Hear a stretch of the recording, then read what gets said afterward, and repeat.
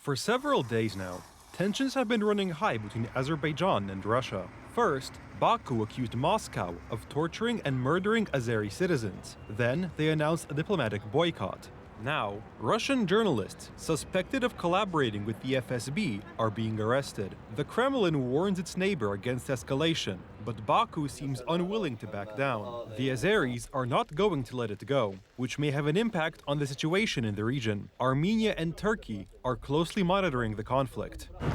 It all started with a brutal operation by Russian authorities in Yekaterinburg last Monday. The FSB detained 50 members of the Azerbaijani diaspora. Officially, it was about an investigation into a murder that happened years ago. Unofficially, it was part of a dispute with local politicians. During the interrogations, according to Moscow, two unfortunate accidents occurred, resulting in the deaths of two people. When the bodies were transported to Baku, the circumstances of these accidents became clear. After opening the skull, hemorrhages were detected in the hard and soft tissues of the brain. The blunt chest injury was accompanied by numerous displaced rib fractures on both sides along several anatomical lines. There are approximately 7 to 8 displaced rib fractures on each side. This prompted an immediate response from the Azerbaijani authorities. The Russian ambassador was summoned to the Ministry of Foreign Affairs, and all cultural events co-organized with Russia were cancelled. However, the Azeris really shook up diplomatic relations on Tuesday by detaining dozens of Russian citizens living in Baku, including Russian journalists, accusing them all of collaborating with the FSB.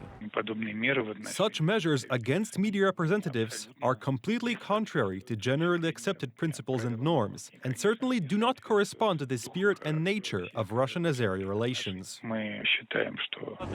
Tensions between Azerbaijan and Russia escalated after Russia shot down an Azerbaijani passenger plane in December 2024. Azerbaijani President Aliyev rejected an invitation to Moscow, accusing the Kremlin of a lack of transparency in the investigation. Several countries in the region may take advantage of the tension between Baku and Moscow. Ukraine is already doing so, as it welcomes any opportunity to weaken Russia.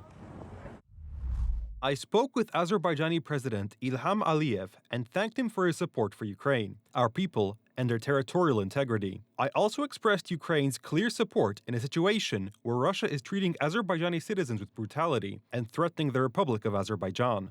The crisis between Azerbaijan and Russia is exacerbating regional instability, drawing Armenia, with which Baku is fighting for control of the Nagorno-Karabakh region, into the orbit of tensions. Until now, Azerbaijan has had Moscow's support in the conflict. It is possible that Armenia will now want to take advantage of the situation and reopen the Karabakh front.